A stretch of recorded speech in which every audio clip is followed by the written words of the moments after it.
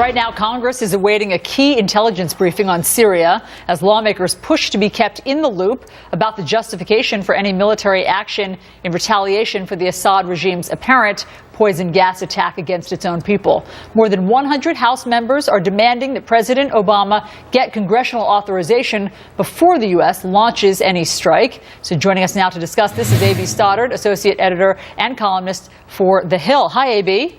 Hi, how are you? So it sounds like Congress feels decidedly out of the loop on the president's decision-making with this. Doesn't the president need congressional authorization before making any military move?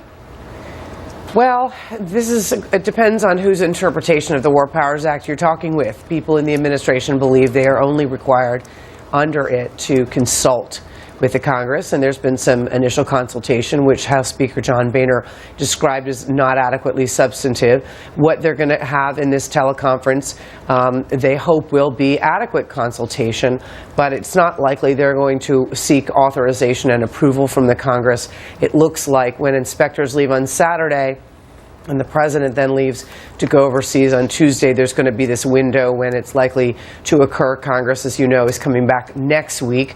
And even if a vote was held, there's been an acknowledgement among Republican congressional leadership sources that it's not likely that that vote would even succeed. So it looks like the president is facing opposition not only from Democrats in his own party, but from Republicans alike, and that he plans to proceed without them. And explain that, A.B., if you can.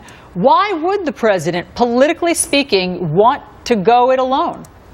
Well, politically, it's terrible for him to go into a unilateral operation without an international coalition of allies. Right now you have obviously no consent from the United Nations because they won't be able to get a Security Council resolution because the Chinese and the Russians are not going to come on board. To actually go it alone at home without congressional authority and approval, no ownership and buy-in and backup from members of the two parties is going to be very difficult once the strikes begin and we see the consequences, many of them unintended, obviously, of the strikes. There might need to be further additional strikes depending on what happens in terms of retaliation, right, and whether or not they actually are able to degrade any kind of weapons supplier capability in Syria. So it is a risk, a huge risk he's taking, and he knows it, to try to go forward not only without an international coalition, but without support at home. Right. So again, my question, why would he do it? Why would a president known for being pretty deliberative,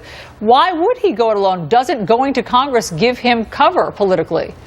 Right. Well, President Obama, as you know, has a poor relationship not only with members of the Republican Party in Congress, but with members of his own party. He's done very little, and his top advisors will privately admit that, to really foster adequate relationships in the Congress. You know, in times of foreign crises, these are when you really need to have them, especially with members of the opposite party, like Republicans, who traditionally support this kind of intervention or have in the past. And so this is a very tricky for President Obama. It looks, though, if you look at the critics of this airstrike, or even someone like John McCain, who advocated for something a long time ago, who were saying this will be too little too late or dangerous because it could cause other problems, you know, you're really looking at I think a decision on the administration's part that it is too late. They should have done something sooner. They didn't do anything after the first chemical attack, but they simply had to do something.